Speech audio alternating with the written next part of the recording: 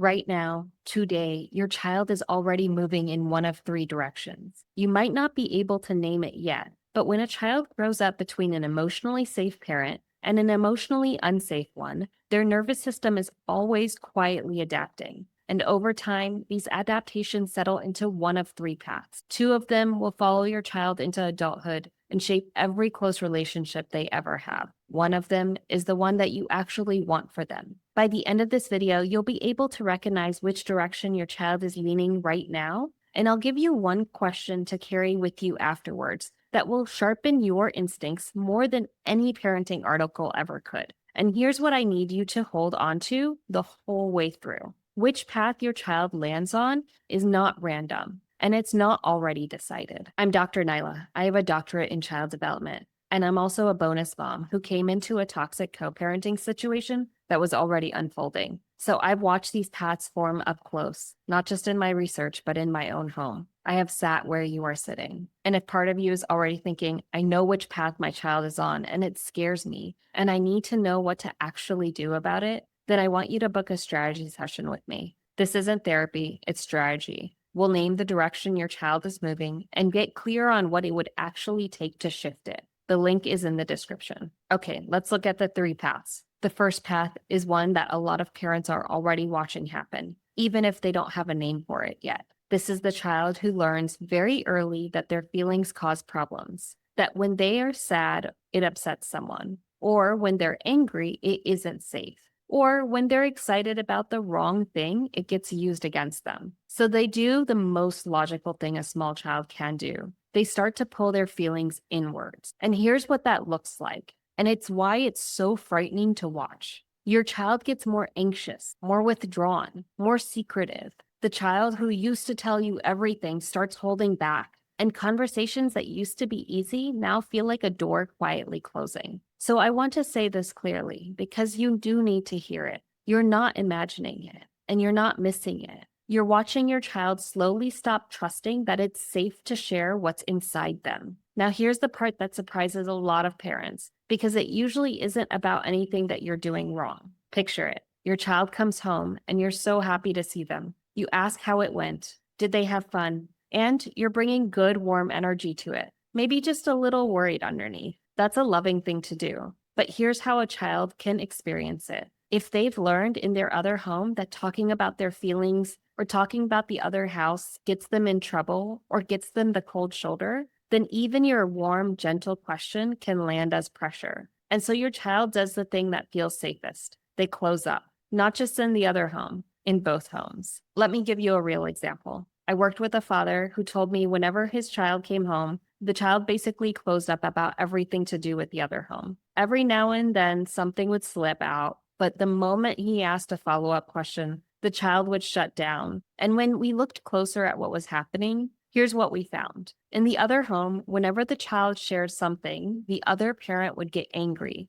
or say mean things about dad and about his home. So the child quietly learned that sharing wasn't safe, not because dad did anything wrong, but because somewhere along the way, opening up had started to cost them. And I want you to sit with where that leads, because this is the part that truly breaks my heart. A child who learns to keep their inner world locked away becomes an adult who can't reach it. They struggle to know what they want or who's good for them or when something is wrong, because the inner voice that was supposed to tell them all of that got really quiet and quiet over the years, and it felt unsafe to listen to. And very often they walk straight into relationships that feel familiar. So these are relationships with people who dismiss them the same way that they were dismissed, because that's what love was taught to feel like. One parent said to me almost exactly like this. They said, I'm terrified I'm teaching my child to ignore their feelings the same way I learned to ignore mine. And if that sentence lands on your chest,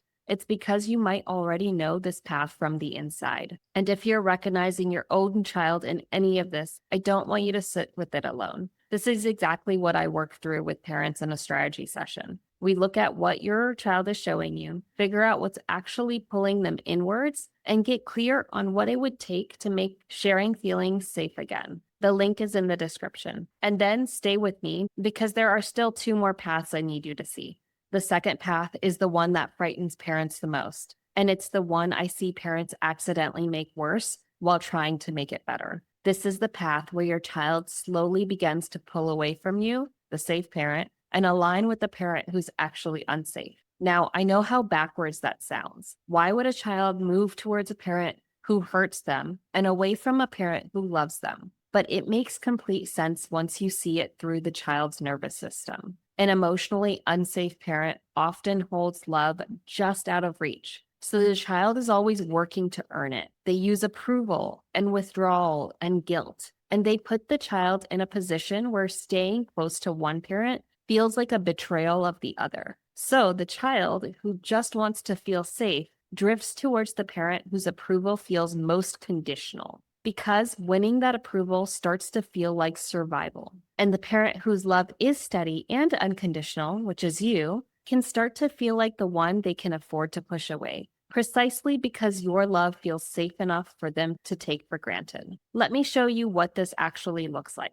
I worked with a parent whose child started treating the other home like it was the better home. Not in those exact words, but you could hear it. The other parent lets them stay up as late as they want, watch as much TV as they want, play video games for hours, skip all of the things kids don't like doing. And in the very same breath, the child would come back repeating concerning things, like digs about the safe parent, little lies they've been told. So look at what's happening. The child is being hurt and rewarded at the same time. And that combination, the hurt and the reward braided together, is exactly how a bond forms that's really hard to break. The child becomes wrapped up in keeping the unsafe parent happy. And it can go even further than that. A child starts to feel responsible for the unsafe parent. They'll say things like, I should go to the other house, even though it's not their day, because they need me. And I want you to really hear how upside down that is. A child should never be carrying the job of meeting a grown-up's emotional needs. But in this dynamic, that's exactly what they learn to do.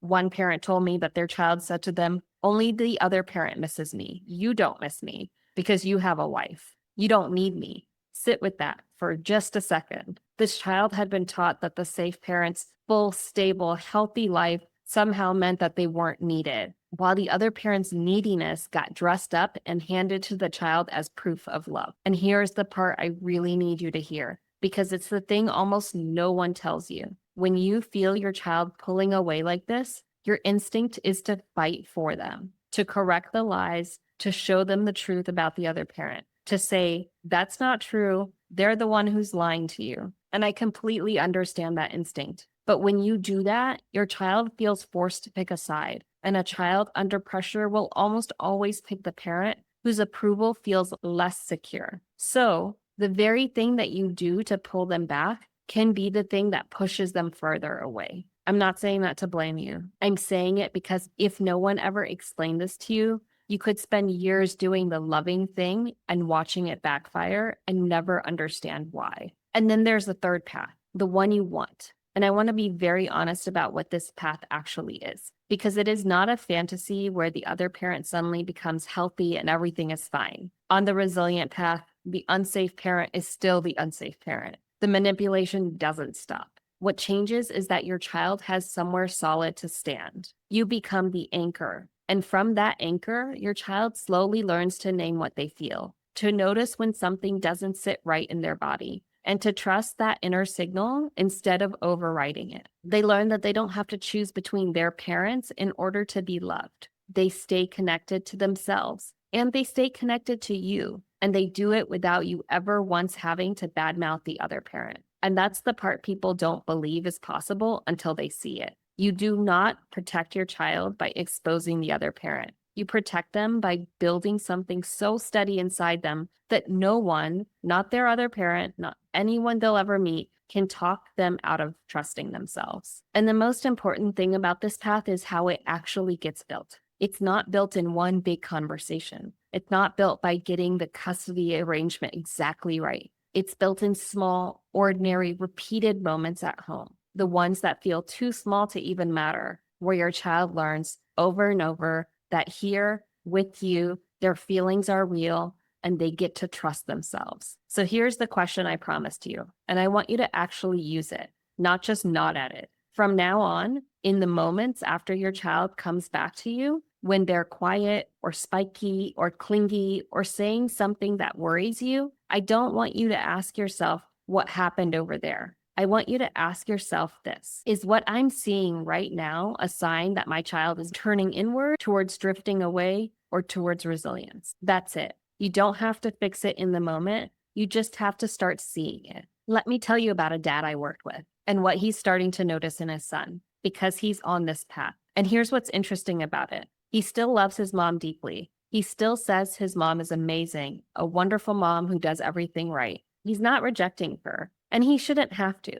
He still needs that relationship to feel secure right now, and that's healthy. But alongside that love, something else is quietly growing. He is starting to notice when his mom is doing tricky things. He noticed when his mom says things about his dad's home that don't feel good. He even understood all on his own that it wasn't safe to ask to call his dad while he was over there, because he knew it would upset his mom. And his mom would start asking so many questions that would give him a headache. So look at what this child could do. He could love his mom and at the very same time feel in his own body that something wasn't right. He was holding both, and that is resilience. It doesn't mean turning against anyone. It means his inner compass is slowly coming online. And over time, that compass is the thing that will protect him long after he's too old for anyone to have custody of him at all. Now, I said at the start that which path your child is on is not random. So let me tell you what it actually does depend on,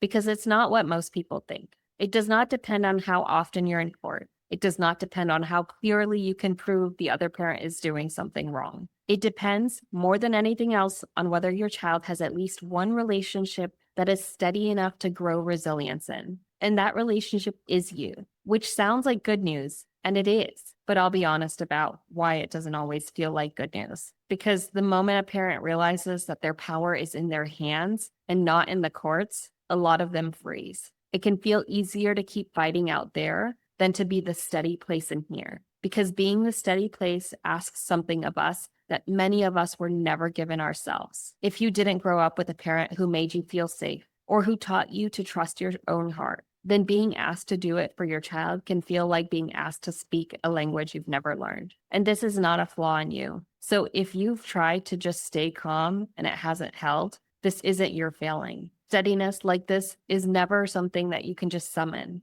It's something you slowly build. And that's the honest reason that knowing which path your child is on and knowing how to move them towards the resilient one are two very different things. The first one you can start today just by watching. The second one is the real work, and it's the work I walk parents through. So I don't want you to leave this video feeling frightened. I want you to leave it with one thing that this whole situation has probably been stealing from you, which is hope. Because here's the truth underneath all three paths. None of them are locked. Let me tell you about a mom I worked with. When she came to me, her children had basically stopped opening up to her, and it had been going on for about a year. They'd gone quiet, the way I described in the first path, and it turned out that they were scared that anything they shared would somehow get back to their dad. But as she went through the work, as she became more aware of how her own emotions, her own reactions, the energy she was carrying, how those things were landing on her kids, something shifted. And it didn't take years. Her children started opening up again. They started sharing again. The silence wasn't permanent. It was a response. And once the things that they were responding to changed, so did they. That's what I need you to hold on to. A child who's been turning it inwards can learn to feel again. A child who's been drifting away can find their way back. The resilient path stays available to your child no matter what the other parent does, and no matter what the court decides. For as long as your child has one steady place to grow, it can also grow. And what you're really giving them in the end isn't protection from one difficult person. It's the ability to know deep down in their body, I matter, my heart matters too. Once a child has that, it doesn't just protect them from the other parent. It protects them from every single person they will ever meet who tries to convince them otherwise. So here's what I want you to do. Don't focus on winning. Figure out which path your child is on right now and what to do about it. That's the question that actually centers your child instead of the fight. And if you want help answering it honestly, book a strategy session with me. The link is in the description. This is for the parent who realizes that the direction their child is moving was never going to be decided in a courtroom, and who is ready to become the place where it can change. And before you go, I want to tell you what's coming. Next week, I'm going to talk about something that sits underneath all of this, which is why a young child can't recognize an emotionally unsafe adult on their own, and what it actually takes to give them that inner compass safely, without fear and without making them hard. Make sure you subscribe so it shows up for you when it's out. I'll see you then.